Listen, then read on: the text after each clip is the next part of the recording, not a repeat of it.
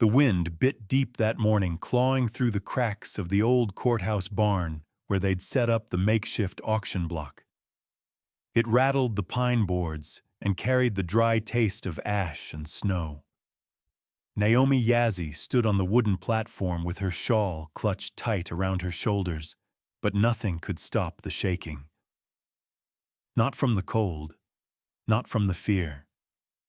Her 5 children clung to her skirts like roots refusing to be pulled. Ashki, her oldest, kept stepping in front of his siblings, chin lifted, jaw trembling like he was ready to take on the whole damn world. Talia stayed close to Dolly the baby, her small fingers woven into his blanket. The twins, Benet and Chi, pressed to Naomi's legs without a sound, their red cheeks and wind-chapped lips the only color left in them.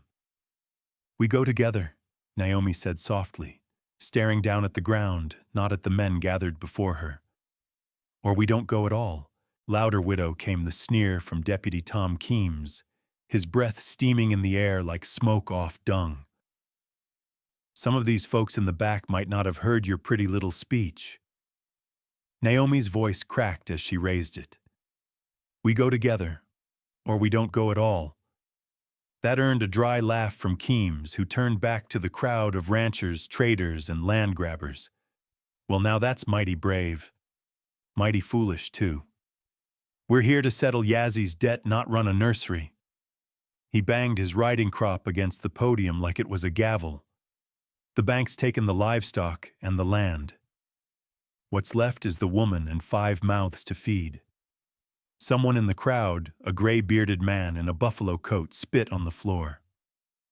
"I'll take the oldest boy. He's tall enough to haul feed." A heavy-set woman near the front lifted her voice.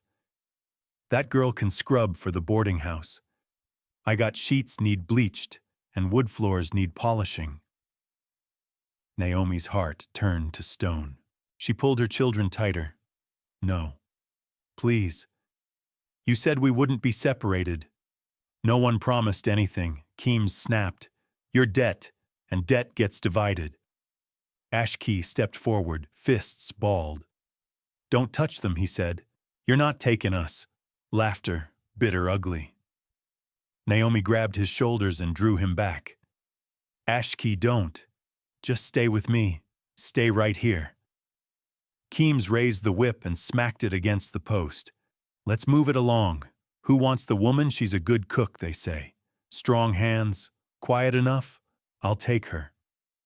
That voice came from the back. Deep, cold, final. It wasn't a shout.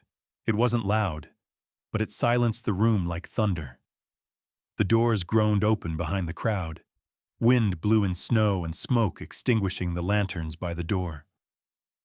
A figure stepped inside, wrapped in a thick bearskin cloak taller than any man in the room, his shadow cast long against the plank walls.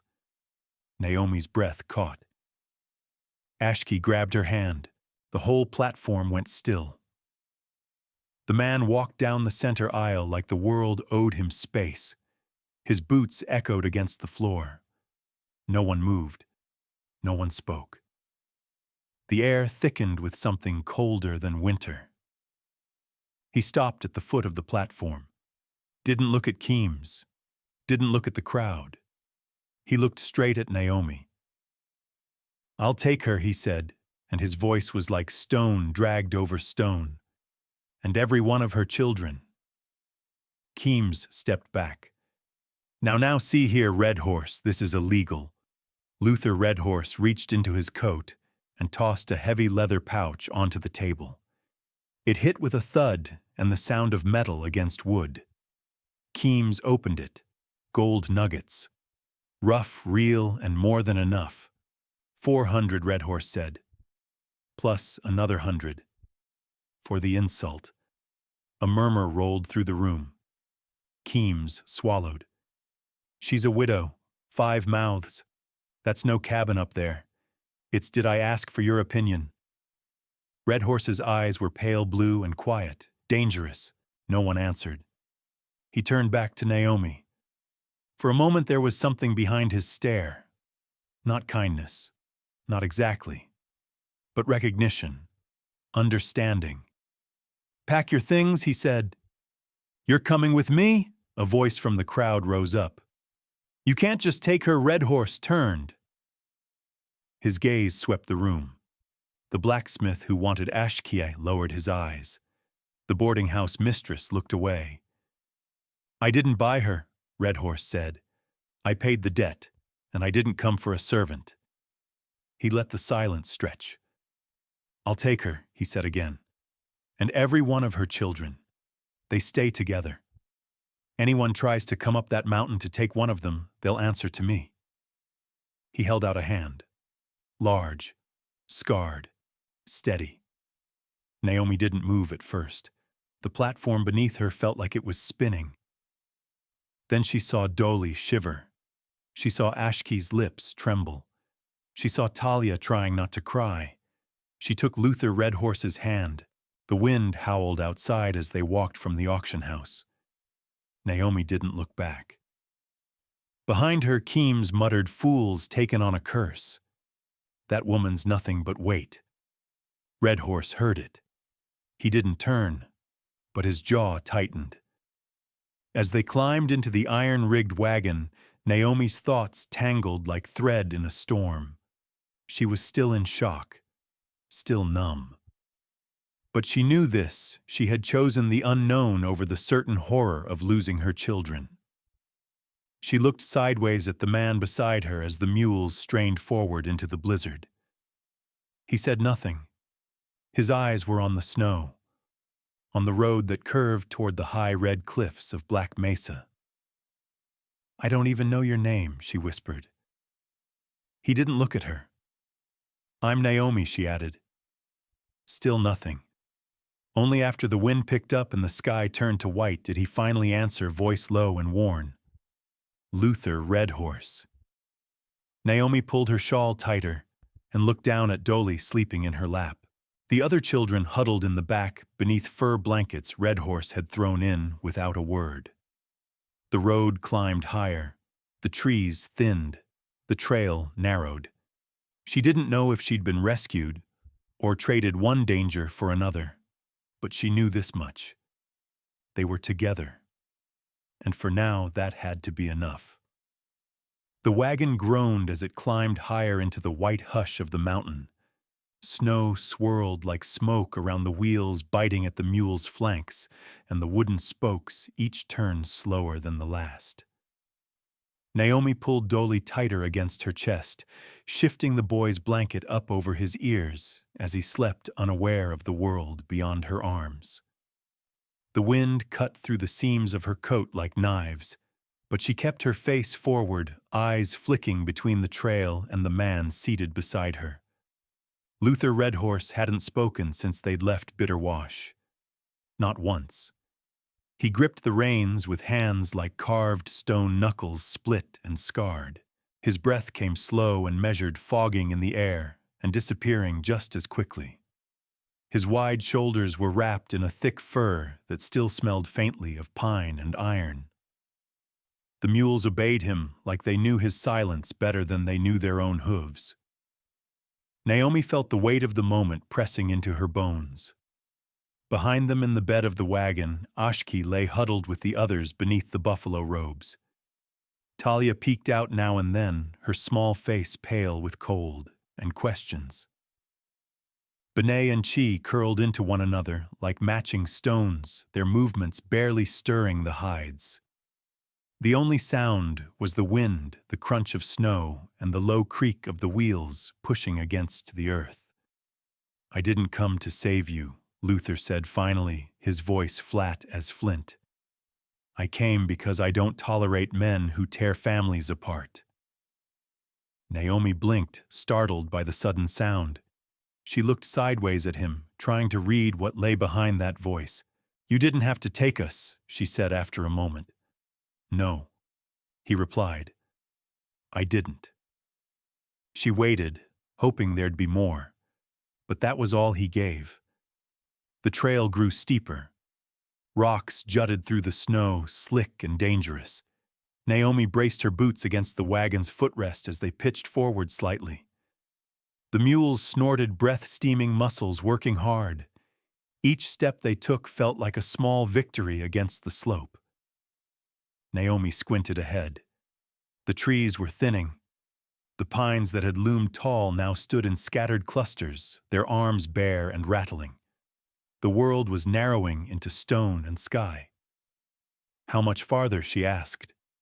Another mile or so. Is there a town, number a neighbor? He shook his head once. Closest soul is 2 days' ride, sometimes 3 in the snow. She swallowed her fingers, tightening around Dolly. You live alone? Yes. The silence returned like a weight dropped from above. They crossed a narrow wooden bridge slick with ice spanning a frozen creek. The planks groaned under their weight. On the far side, the land sloped upward into a shallow canyon, the red cliffs rising on either side like walls laid down by giants. The wind here was fiercer, funneled through the rocks, screaming like something lost. Naomi's eyes stung. Her jaw ached from holding her teeth together. You said you don't tolerate families being torn apart, she said carefully. Does that mean you had one? His grip on the reins didn't shift, but something behind his eyes flickered. No, he said, then added quieter, not anymore. She let the silence sit. Dolly stirred and whimpered. She rocked him gently, humming a tune her mother had taught her long ago. Something with no words, just the rhythm of a mother's voice wrapped around pain. Luther turned the wagon off the main trail and onto a side path nearly buried in snow. The mules hesitated, but he urged them forward with a low whistle.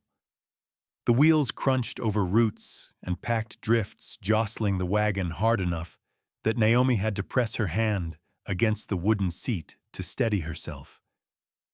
And then the trees fell away. The cliffside appeared so suddenly it stole her breath. The wagon passed through a natural split in the rock, narrow enough she could have touched both walls if she stood. Beyond it, a hollow opened up, protected on 3 sides by sheer stone, like a bowl carved into the earth. And there, built into the back of the hollow, was a cabin. Only it wasn't a cabin. It was a fortress. Logs as thick as her waist formed the walls, each one hewn and stacked with precision. A wide stone chimney billowed smoke from a steady fire. To one side stood a barn, small but solid, its roof heavy with snow. A split-rail corral sat empty, a trough of ice marking where livestock had once stood. Stacks of wood, taller than a man, lined the wall near the door. There were no windows facing outward, only slits too narrow for much more than a rifle barrel. Naomi's mouth opened, but no words came. The wagon rolled to a stop. Luther stood, stepped down, and reached up to take Dolly from her arms. She hesitated, but handed the boy over. Luther's hands, the rough, held the child carefully. He set him gently on a blanket near the door. Inside, he said, "Storm's about to break." Naomi climbed down stiffly. Her boots sank into the snow, numb from the ride. She turned and helped Ashki lift the others down. The wind snapped her shawl against her legs. He opened the thick wooden door and nodded her through. The air inside was warm.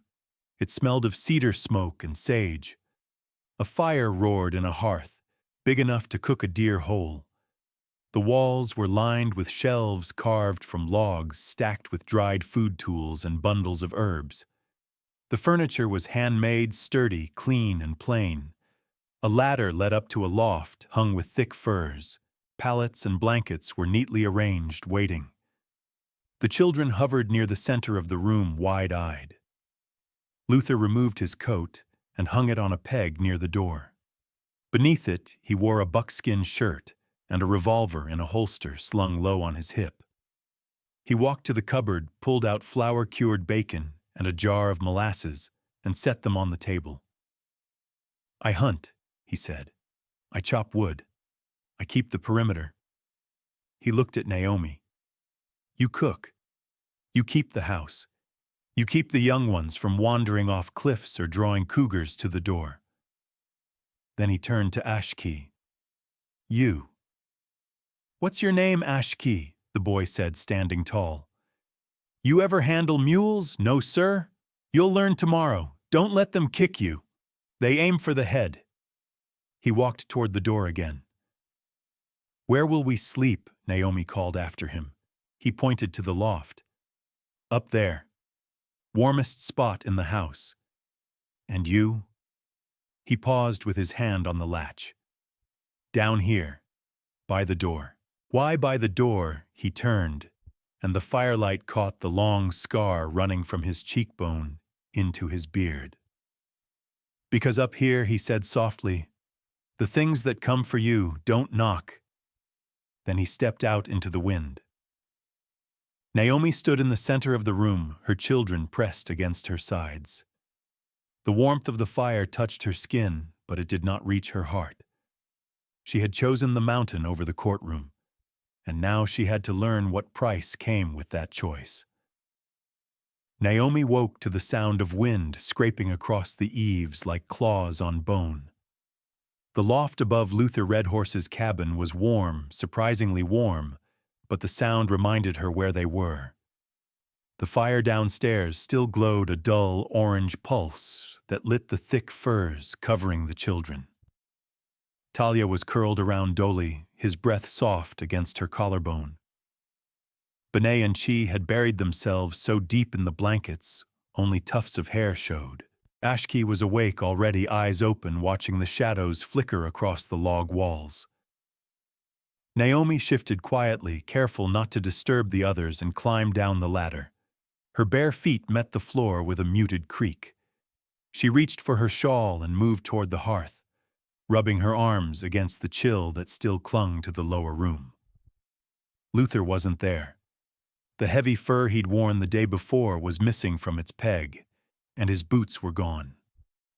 She moved to the door and opened it slowly. Cold air rushed in like a warning.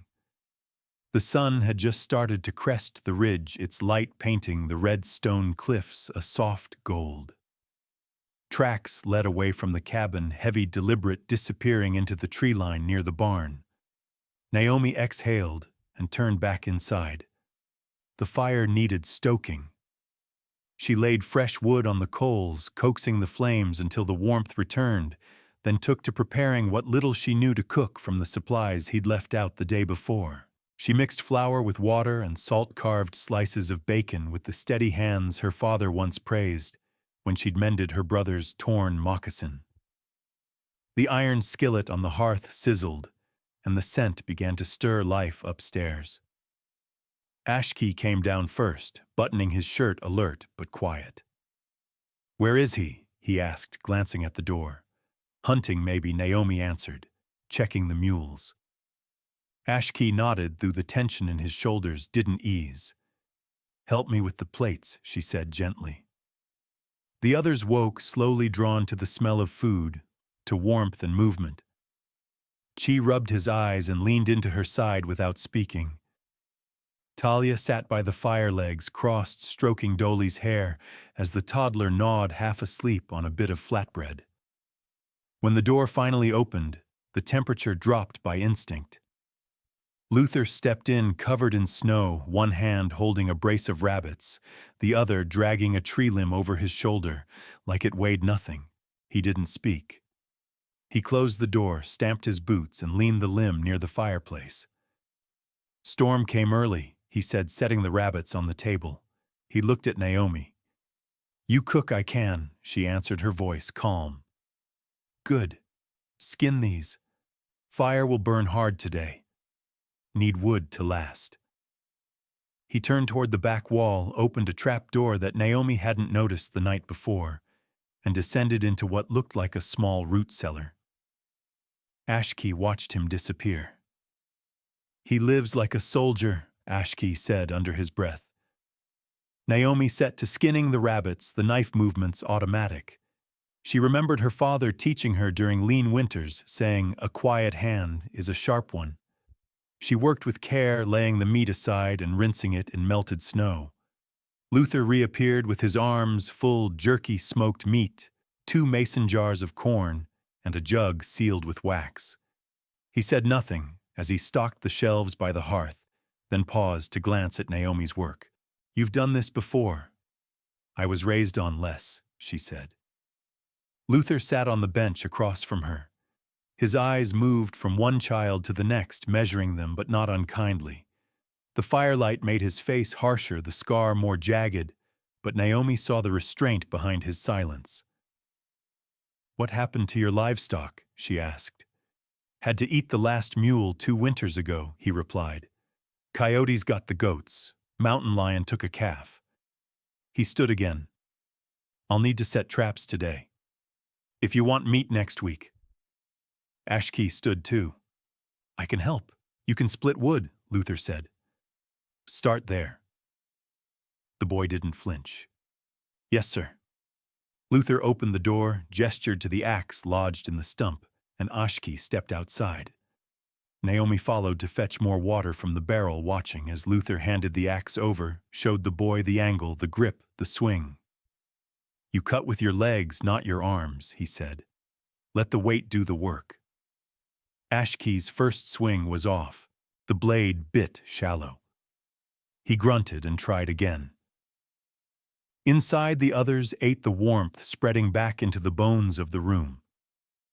It was early afternoon when Naomi saw the bundle at the edge of the woodpile, a collection of dried lavender yarrow and crushed juniper tied with sinew. It hadn't been there that morning. She called inside to the children, then stepped around the cabin toward the cliff wall. There, seated on a flat rock, was an older woman wrapped in a woven shawl the color of riverstone. Her face was lined like bark, her hair long and streaked with silver. Naomi didn't speak. She just waited. The woman looked up. "You're the one he brought down," she said. "The widow." Naomi nodded. "I am. I'm Nita Begay. This is still my grandfather's ridge, even if men think they own it now. I'm Naomi Yazzie." Nita nodded slowly, eyes narrowing as she studied her. "You've got good hands. Still. That's rare. Stillness." Naomi crossed her arms. "Why are you here to see what the wind dragged in?" "I'm not here to stay."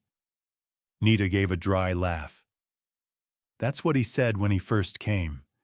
Said he was only staying through the winter. That was 5 winters ago." Naomi looked back toward the cabin.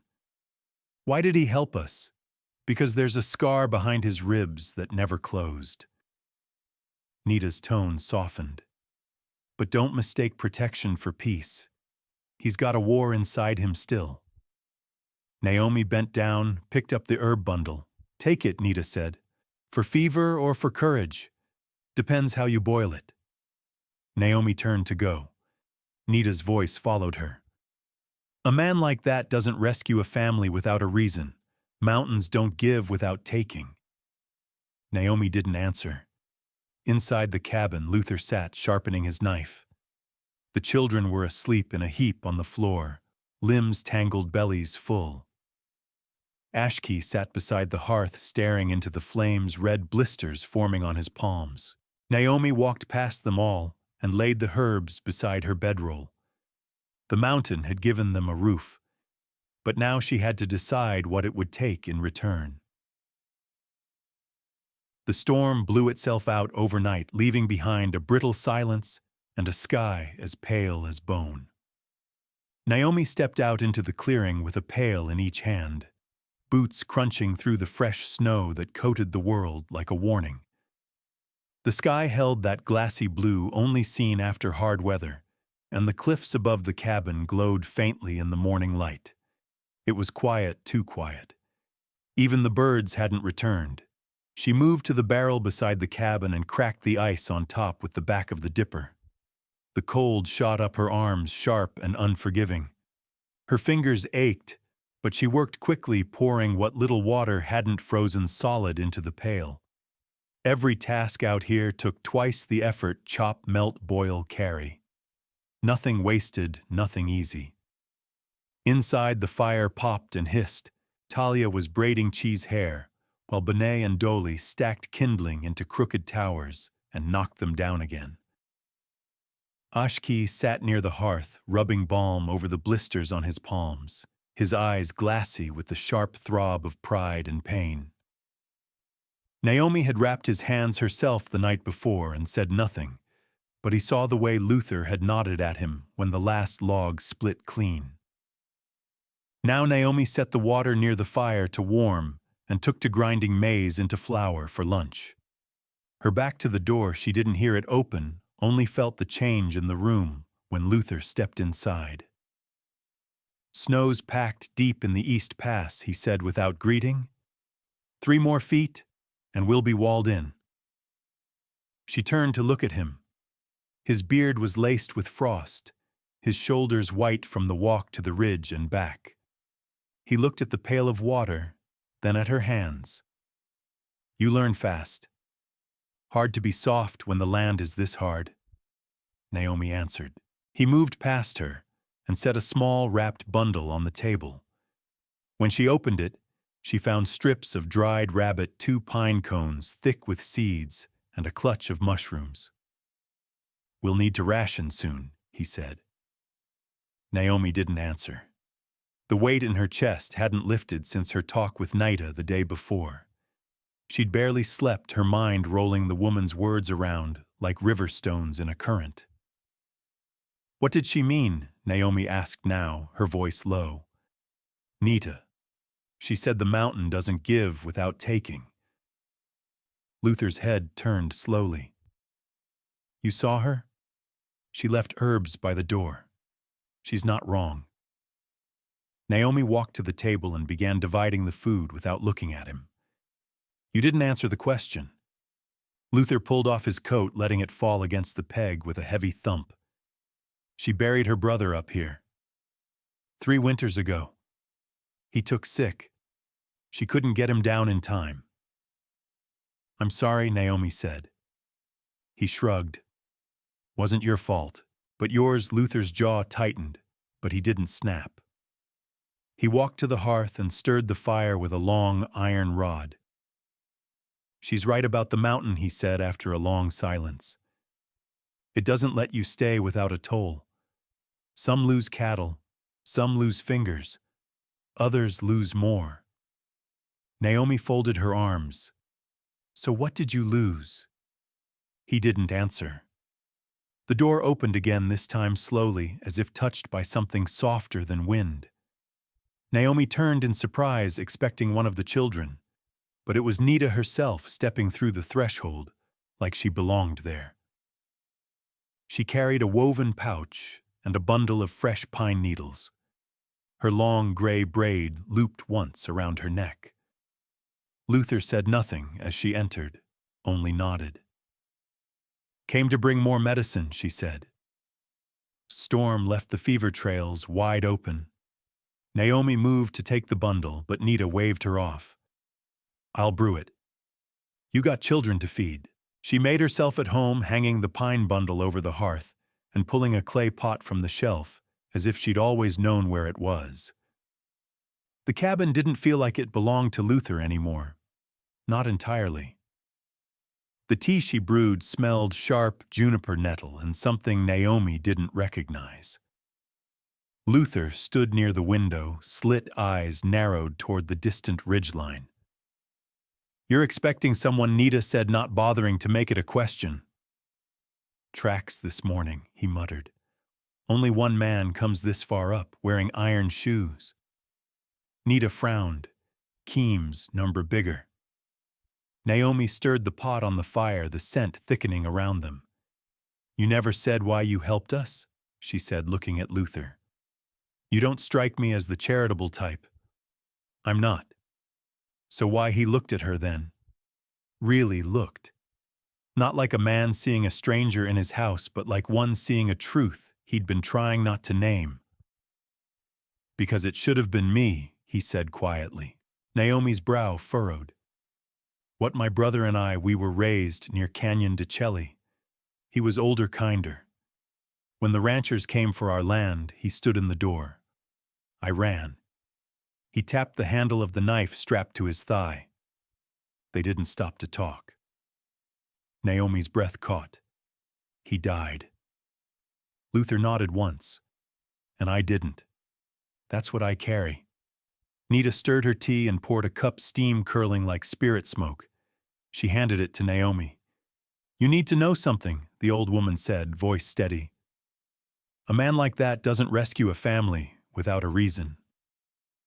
Naomi's fingers tightened around the warm clay. What reason? Nita looked at Luther, who stared hard at the wall. Because you're not the only one trying to survive winter. He is too. Only his winter's been 5 years long. The words settled like snow in the silence. Outside, the wind had begun to rise again, but it sounded different now, closer. Luther stepped toward the door, his hand brushing the rifle hung beside it. Something's coming, he said. Naomi followed his gaze, eyes narrowing. Down the trail just past the tree line, a thin column of smoke curled into the sky, too far to be from their chimney, too close to be coincidence. Luther's face darkened. Not a storm, he said. Then what? Naomi asked. Luther reached for his coat. A man, he said. One I thought was dead. You said he was dead, Naomi whispered. Luther's hand tightened on the rifle. He should be. But if that's his smoke, he's coming for what I buried and who I saved. The light outside had shifted, not the cold blue of morning, but the bruised amber of a storm deciding whether to come back. Luther's rifle was already slung over his shoulder by the time Naomi grabbed her coat. The children were quiet, watching from the corner, their play forgotten, sensing the change in the air. Naomi bent and pressed her hands gently to each child's shoulder. Stay close to the hearth. Don't open the door for anyone but me or Luther. Do you hear? They nodded, wide-eyed. Luther handed her a second rifle, lighter, worn but steady. She didn't argue. Outside, the forest was still snow, untouched, except for the trail of footprints Luther had followed earlier, now shadowed by afternoon light. The smoke curled above the treetops, steady, precise, as if the man down there had built his fire not to warm, but to announce. They didn't speak as they walked. Every sound was too loud, the crunch of boots in snow, the creak of branches. The trees thickened the farther they went, crowding around them like wary witnesses. Luther moved like he belonged to the land, each step exact, each breath measured. Naomi kept pace, though her heart beat too fast. When they neared the rise above the smoke, Luther stopped and crouched behind a fallen pine. He raised his hand, and Naomi dropped to a crouch beside him. Below, in a sun-starved clearing, was a crude camp. A lean figure knelt beside the fire, poking at it with a metal rod. The man was wrapped in a patched fur coat, but even from a distance, Naomi could see the jagged scar across the side of his neck. That's not just a traveler, she murmured. No, Luther said. That's Eli. He said the name like it tasted of rust. He was the one I thought died that night. He came back a year later asking questions, said he wanted justice, said I owed him blood. Naomi stared at the man in the camp. He followed you here. I've been hiding from him since Montana. I didn't think he'd find me this far out. Why now? Because I saved you. Because he thinks weakness is something you cut out before it spreads. Naomi watched Eli stand and scan the trees. He tilted his head as if he heard something only he understood. Then began to pace the edge of the clearing slowly, methodically. He's not just looking to talk, she said. No, he's staking claim. Luther adjusted his grip on the rifle but didn't raise it. He'll wait until dusk, always did prefer shadows. Naomi looked at him, her voice low. So what do? We make it clear this land is taken. Before she could ask what he meant, Luther was already moving. Not toward Eli, but back to the cabin. When they arrived, Nita was waiting on the porch like she'd known they'd return. I felt it, she said. That man's soul is tangled. You ever known him? Naomi asked. Nita shook her head. Don't need to. The wind brings whispers if you listen. Luther didn't answer. He stepped into the cabin and began gathering supplies, extra cartridges, dried meat, a second lantern. Naomi followed. We're not running, are we? Luther looked up. No. We're baiting. Naomi blinked. What, if he's come to hunt, we make the trap smell sweeter than the trail? She felt her stomach twist. The children, they stay here.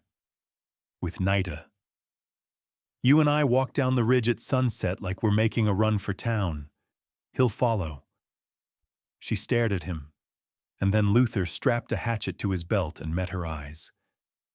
Then I end what should have stayed buried.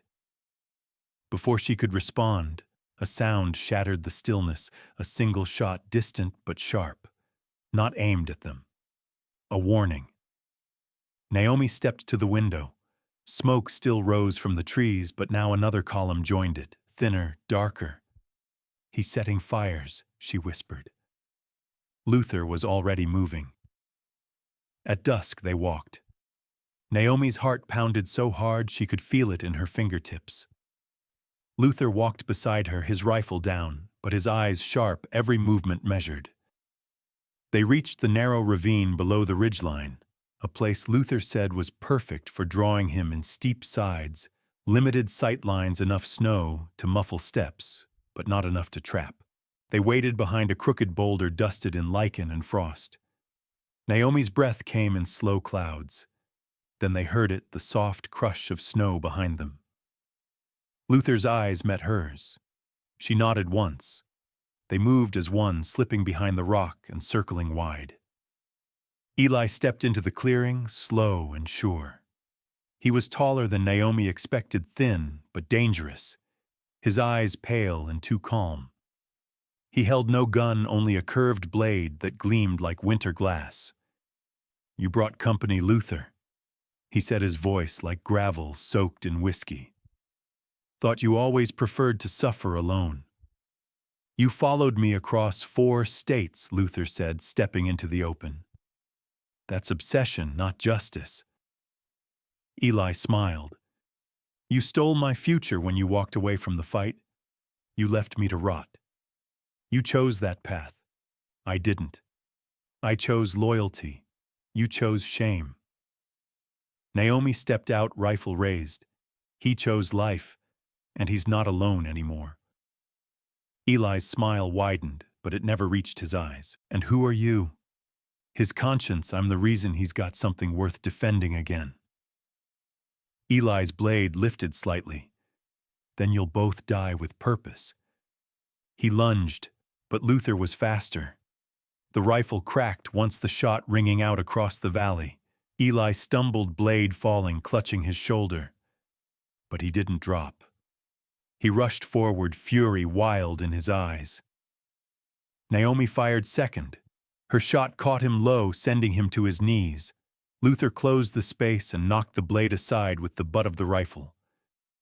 Eli stared up at him, blood soaking the snow. You always were too soft to finish. Luther raised the barrel, then slowly lowered it. Not soft. Chosen. He turned away. Eli slumped into the snow, the blood melting it beneath him. Naomi didn't speak as they walked back up the ridge. Neither did Luther. But as the cabin came into view, the firelight spilling soft against the snow, she reached out and took his hand.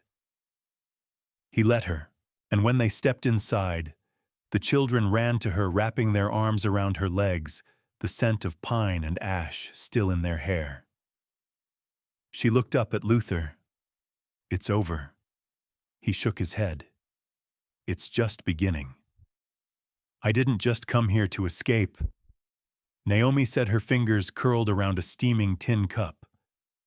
I came because something in me said I was meant to build something here.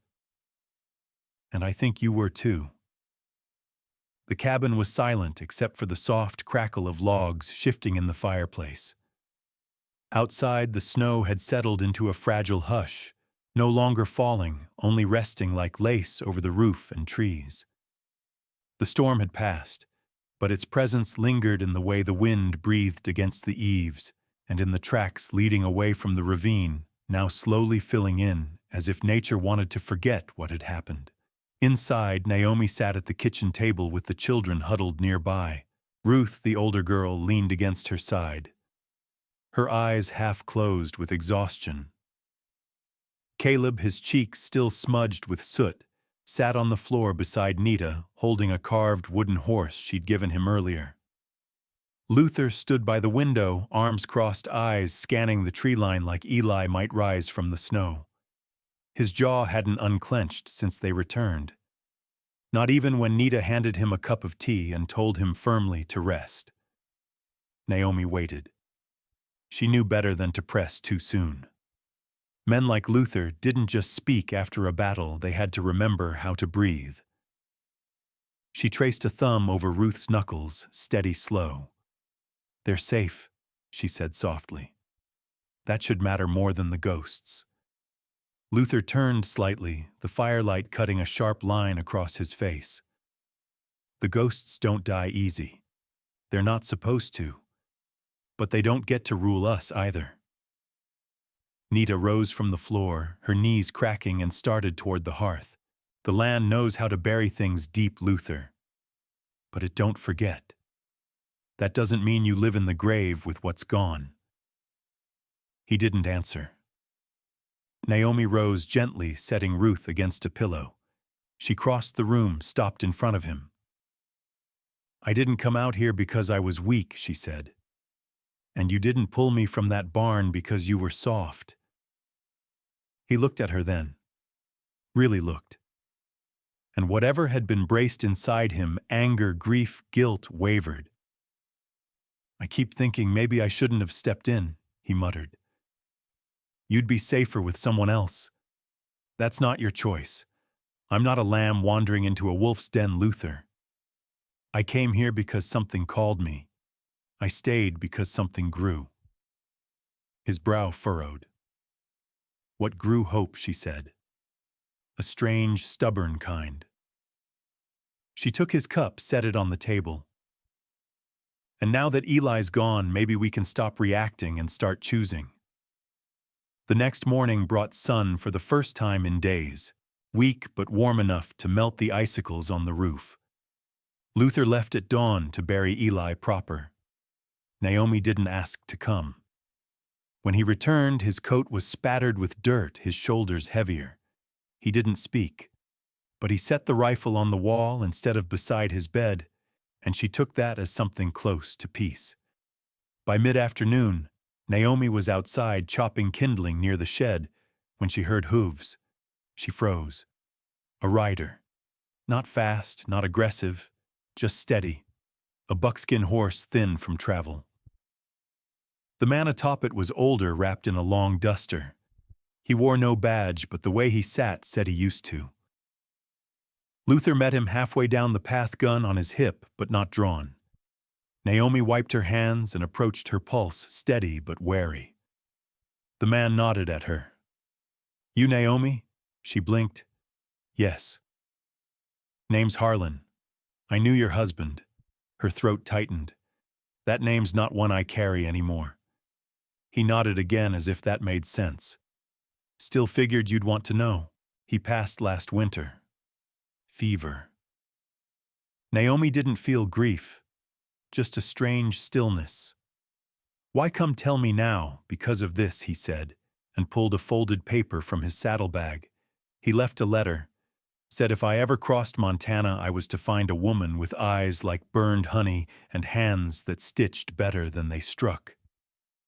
Naomi took the letter. Her hands didn't tremble. Luther watched, silent. Back inside, Naomi read it by the fire. It was short. A few lines about regret, about mistakes, about a debt he could never repay. She folded it once, then again, then fed it to the flames. Luther sat across from her, elbows on his knees. "You all right?" She nodded. That chapter was closed long before the fever. He hesitated, then said, "You ever think of leaving?" Now that he's gone, Naomi looked up surprised. "Why would I?" He shrugged, eyes on the fire. "You could start over clean, someplace warmer. I already started over Luther. Right here. I'm not running from this. I'm building something with it." His lips twitched, not quite a smile, but closer than she'd seen in days. The wind picked up outside, but it was gentler now. Just a whisper through the trees. That night, Ruth woke crying. Nightmares tangled words about fire and being alone. Naomi held her until the shaking stopped. Then she carried her to the big bed in the loft and stayed beside her, breathing steady until sleep returned. In the shadows below, she saw Luther by the hearth, his silhouette still. He looked up at her once. She nodded once, and he nodded back. In the morning, she found Nita out back, scattering seeds into a trench she'd carved through the snow. Naomi knelt beside her. "Still too early, isn't it?" maybe Nita said. "But the birds need a reason to come back." Naomi brushed snow off her skirts and helped press seeds into the soil. Her fingers ached from cold, but she didn't stop. When they were done, they stood and watched the sky. A hawk wheeled above them. Wind stirred the pines. Naomi turned to the cabin. It didn't feel like a hiding place anymore. It felt like home, and not just for her. For all of them. For a man who carried old wounds. For children learning to laugh again. For a healer who listened to trees. They were stitching something new together. Not with thread or force, but with quiet mornings and steady hands.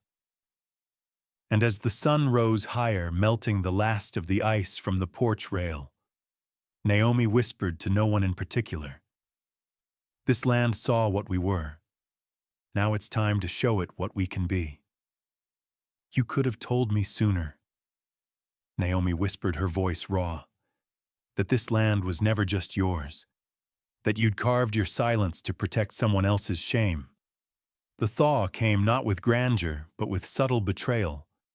The snow didn't vanish, it retreated.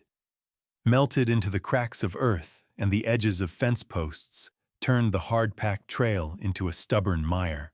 Naomi noticed it first in the way her boots sank deeper by the well, and how the children's clothes took longer to dry. The cabin, once thick-walled and braced against cold, now creaked with the sound of dripping eaves and shifting foundation. Inside, Naomi was scrubbing the wooden floor on her knees. It had become a quiet habit, something steady. The children were upstairs drawing or napping. After all the chaos, their laughter was a healing hum beneath the roof. Luther hadn't returned from the ridge yet.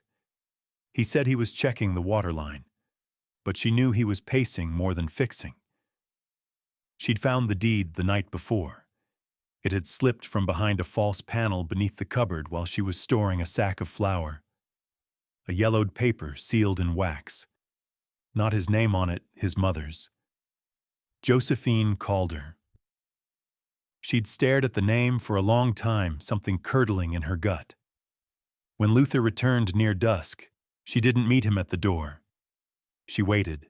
He came in, brushing mud from his boots, nodding once. Creaks rising, but no damage yet. Naomi stood by the hearth, the paper folded neatly in her hands. "I found this," she said, voice even, "under the floor." Luther froze. He looked at her, and in that stillness she saw something she hadn't seen since the barn. The raw underside of the man, not the one patched together by duty and storms. "I meant to tell you, but you didn't. I was waiting for what? For me to deserve the truth."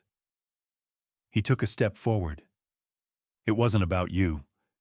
Then who was it? About his jaw flexed. "My father. My mother. All of them." Naomi's voice lowered. "You said this was your land. It is. But not the way you said." He reached for the back of the chair, gripping it. My mother was born here, not as owner, as property. Her father was white, her mother wasn't. They gave her to a settler family when she was 13, said it was a kindness. Naomi felt something deep in her breath collapse. Luther.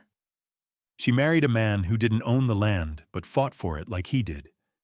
My father. He signed nothing. He just stayed, built, drank, beat when the fields failed. When she passed, the paper was left in her things. Hidden. He didn't even know it existed. Naomi took a step closer, the paper tight in her fist. So you've lived all this time as if it was yours alone. But it never was. No, he said quietly. It was hers. And I took it because I didn't know what else to do. I thought I was honoring her. But I see now that you were protecting a lie. I was protecting her memory, he snapped, then winced, the firelight catching the strain in his face. But I see what it became. A wall. One I hid behind. Naomi sat down slowly. Her anger was still there, but it had shifted shape. Not sharp anymore. Just tired.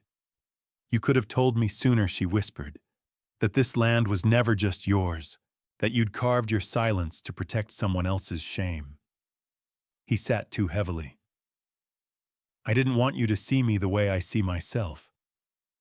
She didn't speak, just looked at him. Finally, he said, there's more. I've been getting letters from a lawyer. Someone else found a claim on the western edge of the property. Says their grandfather was promised it in a handshake deal. No deed. Just stories and bones. Naomi blinked. So what now? I've been ignoring it. But that can't go on. She leaned back. Then we face it. He stared at her. You still want to stay after all this? Naomi looked at the walls, the window glowing with the pink flush of sunset. Luther, this place was never about ownership for me. It was about belonging. And I belong with those children. With Nita. And with the man who pulled me from the dark barn and let me hold his grief like something sacred. He exhaled, shoulders sagging. Outside, the wind picked up again, no longer bitter, just restless. By the next morning, Luther was already out front, marking the border lines with crude wooden stakes. Naomi joined him with a hot cup of coffee. They worked in silence until Nita appeared holding a letter of her own. This came last week, she said, handing it to Naomi. Didn't know if you were ready. Naomi opened it. Inside were shaky lines penned in pencil. Dear Naomi, I know I don't deserve your forgiveness, but I heard about the mountain man who took you in. About the children, I'm glad. You were always better than the town said. If you ever need a witness about the past, about how they tried to silence your name, you know where to find me. Martha Goodlin. Naomi read it twice, then handed it to Luther. She's the woman who saw me after the beating, she explained. She worked at the grocer's, brought me rags and aspirin. She wanted to help, but was too afraid back then. Luther folded the letter carefully. Maybe folks are braver now, or maybe Naomi said they're just tired of hiding. That afternoon, Ruth sat on the porch with Nita stitching a torn sleeve while Naomi kneaded dough. The rhythm of it calmed her. She looked up as Luther entered, hair tousled from wind. I sent a wire, he said. To the lawyer. Told him we'll meet. She nodded. 1 week from now, he's sending someone out. Naomi set the dough to rise, wiped her hands, and crossed the room. I'll go with you. You sure we started something here, Luther? And I won't let it get taken by silence or secrets.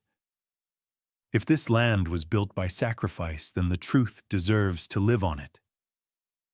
He looked at her eyes, steady. Then we go together. Outside, the wind whistled through the pine and the late sun painted long shadows across the earth. Naomi stepped onto the porch, eyes tracing the horizon. A hawk circled above, Below it, the children played Caleb with his carved horse, Ruth laughing as Nita braided her hair with a ribbon from Naomi's old bag. Naomi pressed her hand to the post, the wood warm beneath her palm. This wasn't just a home, it was a reckoning. And come what may, she would stand her ground. When the lawyer finally stepped onto our porch, it wasn't the manila folder in his hand that silenced the room. It was the way he looked at me and said, "Miss Naomi, you were never supposed to survive, let alone own a piece of this land." The morning sky held a strange stillness, like the hush before a storm or a prayer being held too long in the mouth. Naomi stood at the edge of the porch, arms crossed, watching the road. Frost still clung to the fence posts, though the sun had begun its slow rise over the ridge. Behind her, the cabin was unusually quiet. Even Nita, who usually hummed while feeding the chickens, had gone silent, her steps soft as a memory. They were waiting. Luther sat at the table inside the worn ledger, open his boots, dusty from pacing. Ruth and Caleb played with wooden buttons by the hearth, sensing the tension but not naming it. Naomi had braided Ruth's hair tight that morning, tighter than usual. Her hands had trembled only once. It had been a week since Luther sent the wire. 7 days of pretending everything was fine, though the land itself felt restless, mud clinging too thick. Crows gathering near the tree line, an ache in Naomi's knees when she bent to lift the water bucket. Now a wagon rolled in slow from the west road. A single man sat beneath a wide-brimmed hat, back straight, holding the reins of a brown mule. Naomi's breath caught not from fear, but recognition. He wore a gray coat, city-made, and the dust on his boots told her he'd walked a ways to reach them, probably left the rest of the journey to mule and will. Luther stepped out, wiping his hands on a cloth. "That him," Naomi nodded. The man tied his mule to the post, adjusted his hat, and came up the steps. His eyes swept across the porch, landing on Naomi first. "You must be Miss Naomi." She nodded slowly. "And you are Charles Vanley," he said. "Out of Flagstaff, representing the Kincaid estate and a counterclaimant, Mr. Hollis Barrett." "You've heard the name." "No," Naomi said firmly. "But I've heard the kind." Charles gave her a sad sort of smile and stepped inside without being asked, which irked Luther enough to close the door behind him with a thump. At the table, the man set his leather folder down. It creaked as it opened, revealing several folded maps, a thin set of documents, and a sealed envelope. Naomi stood near the window, arms still crossed, the cold seeping into her wrists. "This isn't an eviction," Charles said carefully, "but it may become one. You come into someone's home, speak like that in front of children," Nita said flatly from the stove. Charles turned. "Ma'am, I'm here because decades ago, a man named Silas Kincaid made a verbal promise to a hired hand. That hand, Hollis Barrett's grandfather, was told that if he cleared the western edge of this land and built fencing to the ridge, he could live there till his death, and his kin could claim it after. Trouble is, it was never filed legally. Until now." Luther opened the folded map, finger tracing the boundary line. "This is the sliver past the orchard. The slope. Yes, a few acres, but valuable ones. That stretch holds water lines and grazing." Naomi stepped forward. "Why now?" Charles hesitated. "Because someone told him about you, about how this place survived the freeze, about the woman who came here bruised and stayed." Naomi blinked slowly. "So now that it's standing strong, someone wants a piece." "Yes, ma'am. That's about the shape of it." Ruth came in just then, clutching her doll. Naomi gave her a soft glance, and the girl ducked behind Nita's apron without a word. Charles turned to Luther. "The deed in your possession is valid, but incomplete. Your mother's claim never included a formal border survey, which means the section in question is debatable." Luther said nothing for a long time. Then, and if we fight it, months, maybe longer. Money, time, and no guarantee. If it goes to the county seat, folks will testify. Some may remember the handshake, some may not. Naomi stepped closer, her voice cold. And if we give it up, you keep the rest. No court, no fees. But he looked at her, and here his voice softened. That portion would be fenced. You'd lose creek access come fall. That means hauling water from further out. Luther leaned back, rubbing his forehead. Naomi looked at the map again. Then up at the man. You knew who I was, she said. You called me by name before I gave it. Charles hesitated, then nodded.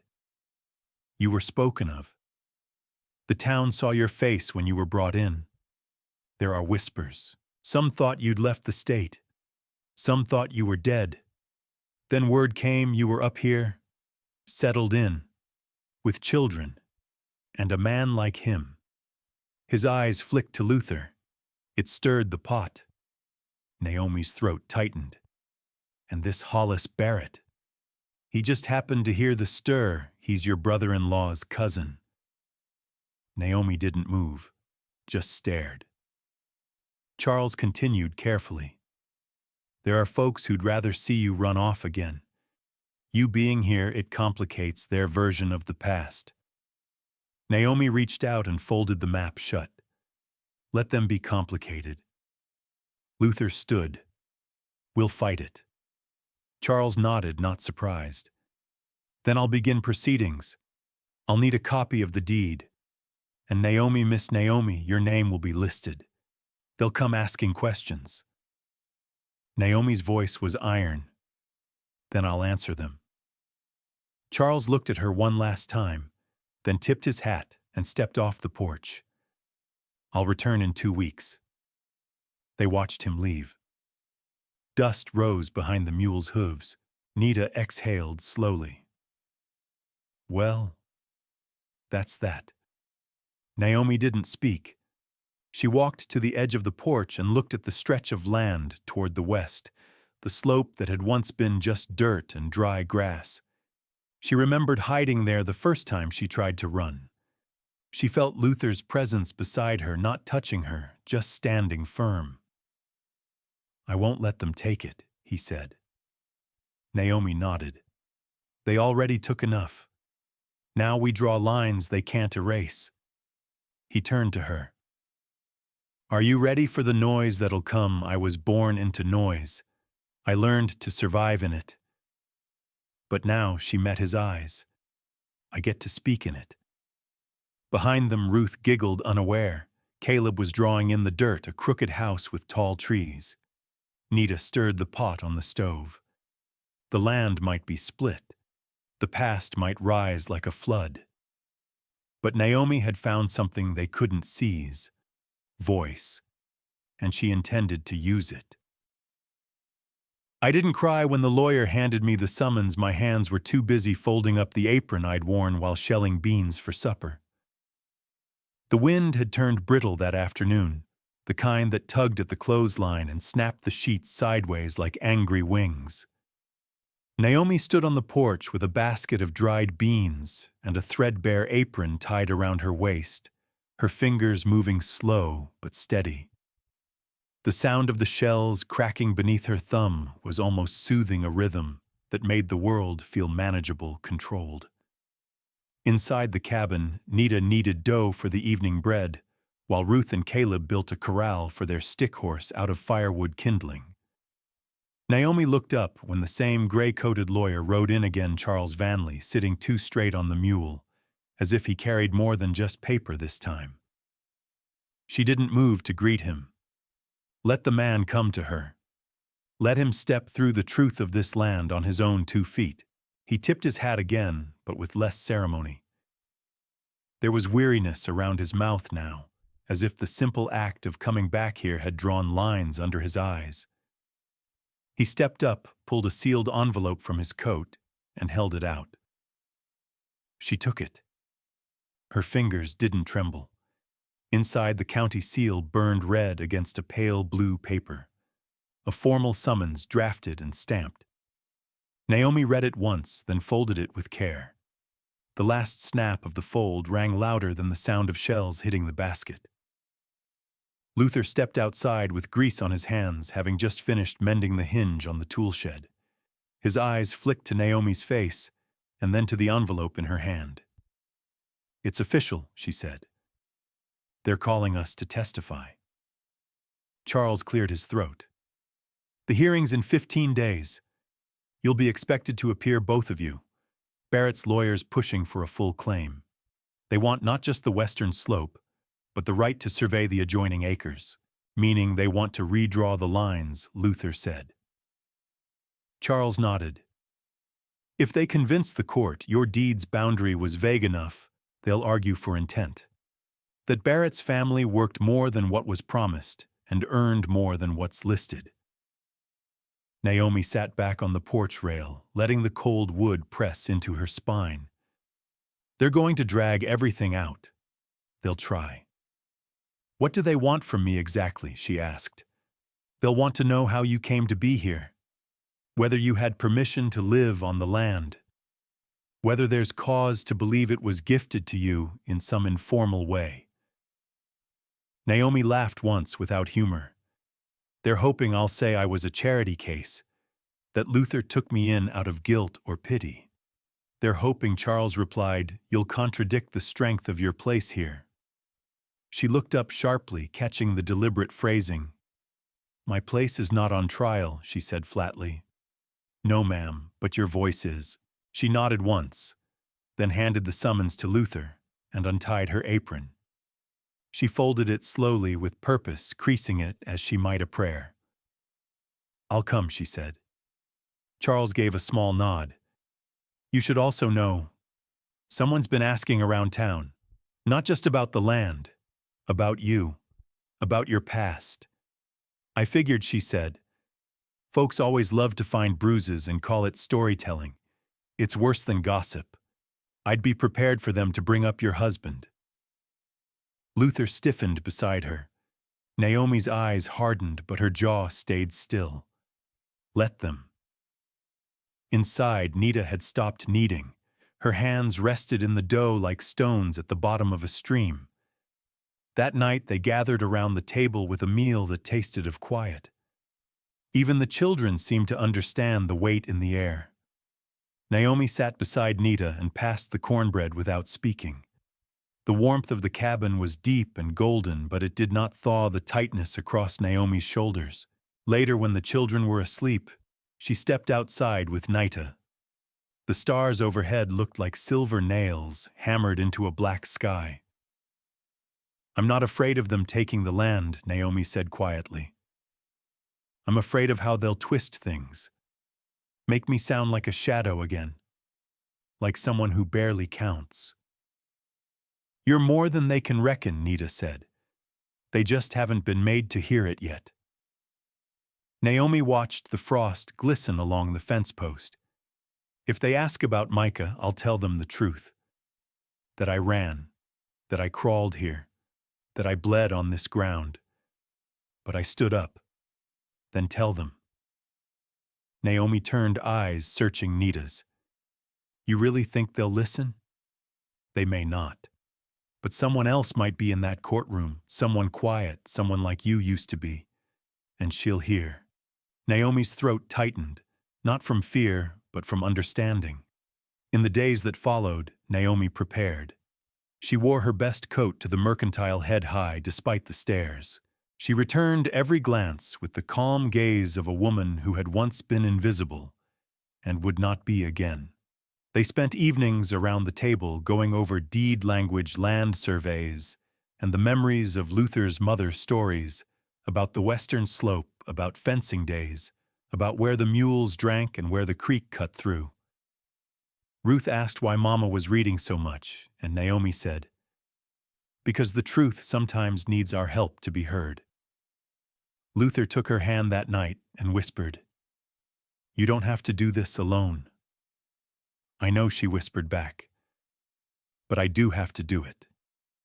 When the day came to ride into town, Naomi wore her braid low and straight. Nita pinned a brooch at her collar, an old one with a chipped stone passed down from her own mother. At the county seat, the benches filled early. Barrett sat near the front with two men in clean suits. Naomi saw their eyes land on her, flick away, then back again when she took her place beside Luther. The judge entered, the gavel sounded, and the room hushed. Naomi folded her hands in her lap, gaze steady. When the clerk read the names, her voice did not waver. "Naomi May," the judge said, "you may take the stand." She rose without trembling, walked to the front, and placed her hand on the Bible. "I do." As she sat, the room seemed smaller than before, the air tighter. She looked toward the back of the room and saw a woman there, young hair tucked behind her ears, holding a child on her lap. The woman watched Naomi the way a candle watches a spark. Naomi turned back to the front, her voice steady and sure. "My name is Naomi May. I came here with nothing, but I found work. I found land. I found people who believed in me, and more importantly, I began to believe in myself. That slope they want, I helped plant trees there. I buried the past there, and I refused to let it be dug up for someone else's convenience." Silence. Then pencils scratched, chairs shifted, but the woman in the back, she smiled. Naomi saw it, and knew the fight was no longer just about land. It was about the story, and who got to tell it. "He thought dragging up my past would shame me, but it only proved how far I'd come and how deep his cruelty still ran." The second day of testimony broke colder than the first. Ice crusted along the edge of the courthouse windows, and Naomi could see her breath as she stepped down from the wagon. The gravel in the lot crunched like brittle bones beneath her boots. She wore the same coat, but this time with the collar turned up and her chin held higher. The brooch Nita had given her gleamed like a small truth pinned close to the heart. Inside, the courtroom was more crowded. Word had traveled. The Barrett family had allies in the area, long-time names with polished boots and generational memory. Naomi could feel their eyes on her when she entered, not curious, not cautious, but gleaming with a kind of expectation, like they thought they already knew how this would go. She didn't flinch. Luther walked beside her, jaw-tight, fists shoved in his coat pockets. Behind them, Nita carried a small satchel with notes and maps and clippings, little anchors of truth they might need. Ruth, Micah, and Caleb stayed at the ranch with Elsie for the day, the children's absence somehow making Naomi stand straighter. She wasn't shielding them from the truth. She was showing them how to stand when it came. They were halfway to the front when Barrett entered. He came in like a man born into rooms like these. Slow stride, good coat, a silver chain slipping from his vest to a pocket watch. His eyes swept the benches, pausing only briefly on Naomi before moving past her, as if she were something set aside. He took the witness stand before mid-morning. Naomi sat still as he placed his hand on the Bible. His voice had the kind of gravel that passed for charm in dry counties, and his lawyer made sure to keep the questions light at first, talk of the slope of old boundaries, of hard work and miscommunication. Barrett spun it like a misunderstanding, a muddle of lines and broken memory, until the lawyer's voice shifted and dropped lower.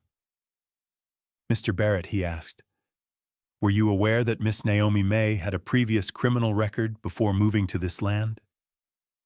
A soft ripple moved through the courtroom. Naomi didn't blink. Barrett leaned forward slightly, like a man setting a trap, but still hoping to look like a gentleman. "Yes, sir. I was made aware by some friends in Nashville. Said she'd fled the city under questionable circumstances, that her husband had been, well, found dead shortly after she disappeared." Luther stood halfway before Naomi's hand reached out and brushed his coat. He sat back down like someone trying to swallow fire. The judge looked over his glasses. Mr. Barrett, let's be clear. Are you making a formal allegation? Barrett raised both hands, as if innocence lived in his palms. Not at all, Your Honor. Just saying it seems relevant if the court is weighing the trustworthiness of someone claiming ownership. A history like that, it's worth considering, isn't it? The lawyer nodded toward Naomi. We may need to reopen testimony, Your Honor, to explore this further. The judge sighed, scratched something on his pad, and turned. Miss May, would you be willing to speak to this now? Or do you need counsel? Naomi stood. I'll speak. The room leaned forward. She walked to the front, her boots quiet on the floor. She stood just outside the rail, not waiting for permission. I was married to Micah Borden for 3 years, she began. The first year he stopped pretending to be kind. The second year he stopped pretending to come home. The third year he stopped pretending I mattered. When he died, I wasn't anywhere near him. I was already gone, already hiding. I ran with bruises so deep they didn't show. A hush deeper than silence spread across the benches. I didn't bury him. I didn't ask questions. I didn't look back. Because sometimes the only way to survive is to walk away and never go near the fire again. Barrett's lawyer shifted. Miss May, are you saying you were never questioned about your husband's death? I was. The police knew I'd left months before. His own sister testified. I wasn't charged. I wasn't even brought in. But it didn't stop the whispers. Her gaze moved across the courtroom, stopping on Barrett. Folks like him don't care about truth. They care about weight. They want to load your story down with shame until it sinks. But I didn't sink. I grew. She turned to the judge. If you want to see proof of who I am, you'll find it on that slope. In every fence post, in every row of beans, in every night I stayed up teaching Ruth how to spell or sewing patches in Micah's pants.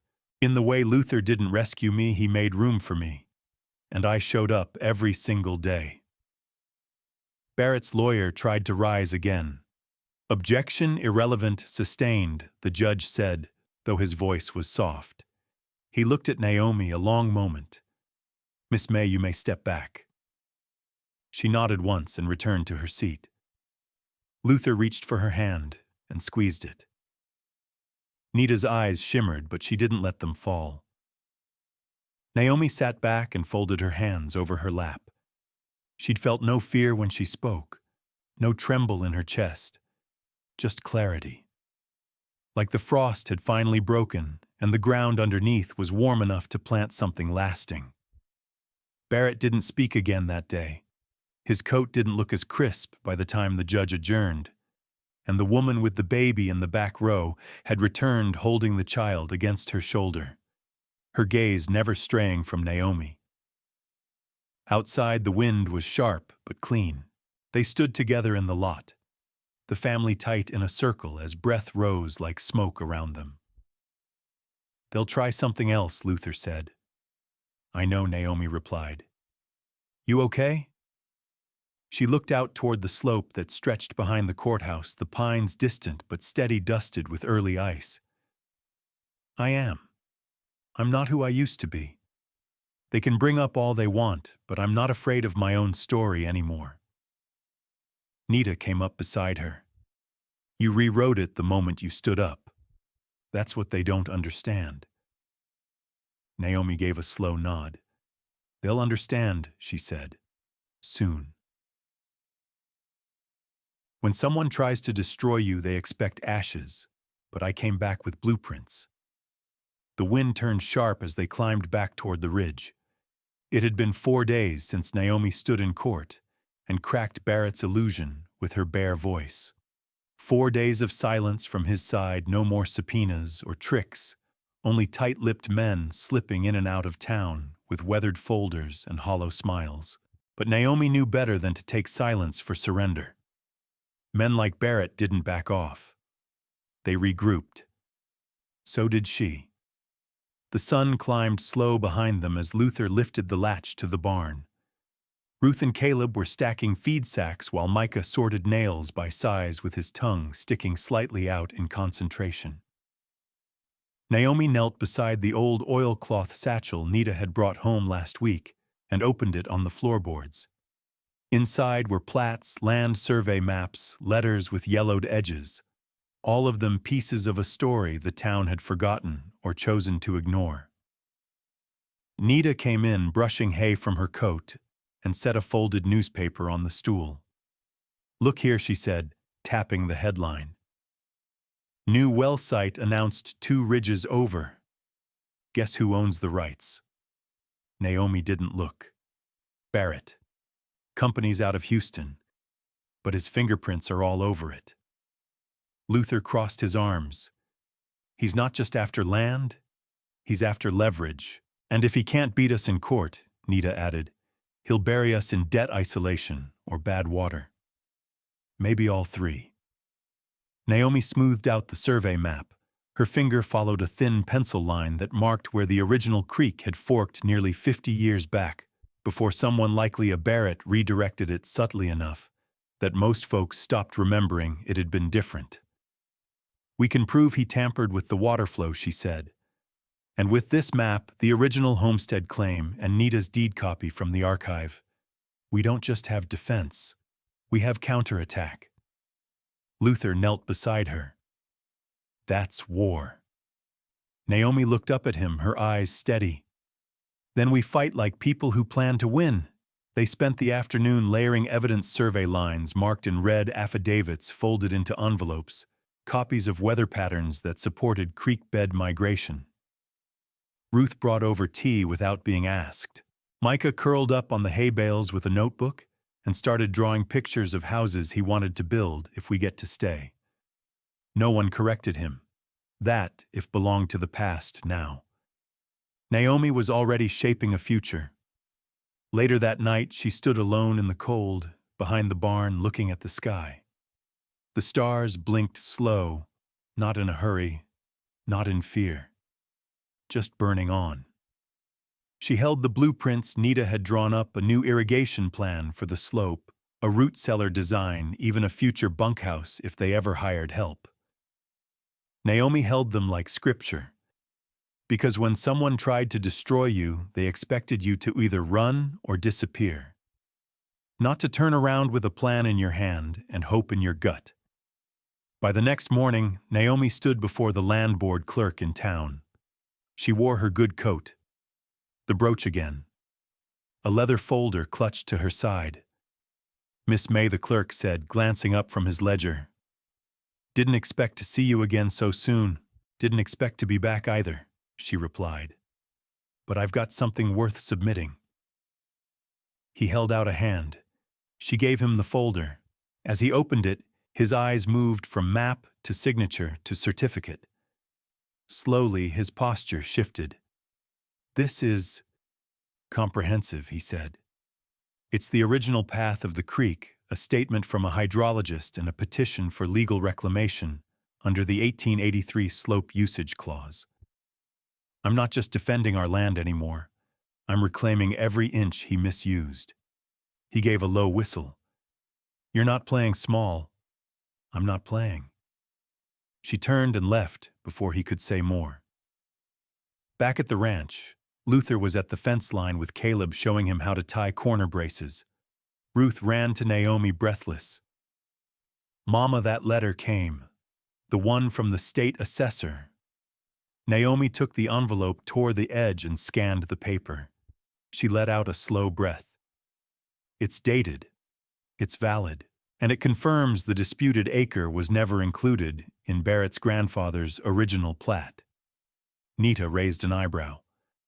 It means we don't owe him apologies. He owes us restitution." Luther turned dust on his palms and caught her eye. "Then we press forward." "We do." They sent certified copies to the county, marked every boundary stone with colored flags, set up a second fence around the disputed ridge, not to keep people out, but to show they were watching now, that they were awake. That evening, Ruth asked Naomi to read. She pulled out the old book of Psalms and sat on the porch swing with her daughter beside her. Luther listened from the steps, arms folded, boots tapping. Naomi read aloud, "They that sow in tears shall reap in joy. He that goeth forth and weepeth, bearing precious seed, shall doubtless come again with rejoicing." Ruth leaned into her shoulder. "Are we sowing now?" she asked. Naomi closed the book. "We already did," she said softly. "Now we're building." Behind her, the wind stirred the blueprints nailed to the post. The pages flapped gently, each line and corner a whisper of what could be. Barrett had tried to wreck her life with whispers from her past. But now she was designing futures. And the lines she drew weren't just plans, they were declarations. The land would not be taken, and neither would she. My children don't need a perfect mother. They just need a brave one who stayed. The fog sat low on the ground that morning, like the land itself was holding its breath. Naomi stood by the fence, the steam from her coffee curling upward in soft ribbons. The boundary flags snapped gently in the breeze, bright red like blood that refused to go silent. Caleb ran with the dog up the trail, while Ruth trudged sleepily across the yard, still holding the flannel quilt wrapped around her shoulders. Behind her, the cabin's windows glowed with early light. Inside, Nita prepared breakfast, while Micah stacked firewood like it was sacred work. The whole place, this patch of dirt and pine and stone, breathed like a living thing now. Not just surviving, but refusing to go under. Naomi's fingers tightened around the mug as she heard the crunch of gravel. She turned. The black town car rolled in smooth as oil. Again. She didn't flinch this time. Out stepped not Barrett, but a woman in a camel coat and leather gloves, her heels clicking on the frost-dusted earth like she didn't belong to this county. A young man followed with a briefcase, awkward and nervous. Naomi waited. "Mrs. May," the woman said crisply, walking forward chin high. "I'm Margaret Finley, counsel for Mr. Barrett Rowe. We spoke briefly by letter." "You didn't write to me," Naomi answered. "You wrote at me." Finley smiled, a small, sharp thing. "Then allow me to try again. Mr. Rowe is willing to offer a final settlement. We're prepared to vacate the disputed acreage, withdraw the appeal to the land board, and provide monetary compensation for the Naomi cut her off." "Why now?" Finley's eyes flicked toward the horizon. "Because the court doesn't like losing time. And neither does the oil company waiting on clean title. So he folds now to protect the next move," Naomi said. "It's business, Mrs. May. You've proved your point. This is the grown-up compromise." Naomi stepped forward, slow and steady. "You've never been a mother, have you?" Finley blinked. "I don't see what that—" "Because you'd know," Naomi said, voice low. "You don't walk away from what you've bled for. You don't trade your children's roots for a check and a pat on the head. I assure you the offer is, I didn't crawl through shame, drag my babies through mud, survive a man who tried to crush me from the inside and out just to settle for what he's willing to give now that I scared him." Naomi's eyes met hers full on. "You tell Barrett I'm not afraid of court. I invited it." Finley hesitated. "The judge won't look kindly on prolonging this." Naomi stepped closer. "Then he'll have to decide if justice should be clean or real."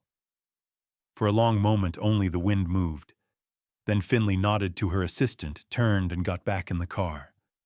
They left without another word. Naomi stood still, the morning sun rising behind her like fire on the horizon. It lit the fence lines, the red flags, the tree where Ruth had hung her swing. All of it, still hers. When she walked back toward the cabin, Luther met her at the porch. "You good?" he asked. Naomi nodded slowly. "I didn't break." He gave a small smile. "You rebuilt, That afternoon, Naomi pulled the children into the front room with its mismatched chairs and wide window that looked out over the ridge. She spread out the maps, the court letters, the statement from the state assessor. All of it. "Why are we looking at that again?" Ruth asked, twirling a pencil. "Because I want you to know," Naomi said, drawing them close, "that we didn't stay because it was easy. We stayed because we were right." Micah glanced up. "Is Barrett gone now?" "No," Naomi said gently, but he blinked. "And we didn't." Caleb leaned against her. "Even if we lose next time," Naomi pulled him into her arms. "We don't lose when we stand. Not really. Even if they drag it out. Even if they lie louder. Even if they throw dust in the wind. The truth doesn't bend for them." Ruth looked down at the documents. "You were scared before. I heard you cry that night by the stove." Naomi nodded. "I was. I still am sometimes. But I realized something." She leaned in, brushed Ruth's cheek. "My children don't need a perfect mother. They just need a brave one who stayed." They sat like that for a long while, the wind tapping soft against the window pane. Outside, Nita rode in from the orchard with a basket of winter pears, the horse breathing steam into the dusk. The porch creaked as Luther stepped out to light the lamp. The whole place hummed with life, with resistance, with memory. That night, as stars thickened overhead, Naomi sat at the table with a blank page and began to write. A letter to the court, another to the landlord, and a third, this one, to herself. She wrote, "You are no longer surviving. You are building. Let no one confuse those two things ever again." She folded the page, tucked it into the family Bible between Psalm 126 and Proverbs 31. Outside, coyotes sang in the distance, not threats but songs. The wind no longer felt cruel. It was simply movement. Change. Naomi May had been hunted, humiliated, underestimated, and still she remained. And in that staying, in that choice to plant her feet and not trade soil for silence, she had done what generations of her bloodline never could. She stayed, and her children saw it. The educational lesson learned from this story is that true strength doesn't always come with fanfare. It often walks in quietly, guided by compassion and rooted in commitment. When we choose to see people not for what they lack, but for what they offer from the heart, entire lives can be restored and reimagined. Sometimes love steps in when no one else will, binding people together not by blood but by loyalty and care. For those of us in our later years, it's a reminder that the choices we make, especially to protect and nurture others, leave a lasting legacy far richer than money or land.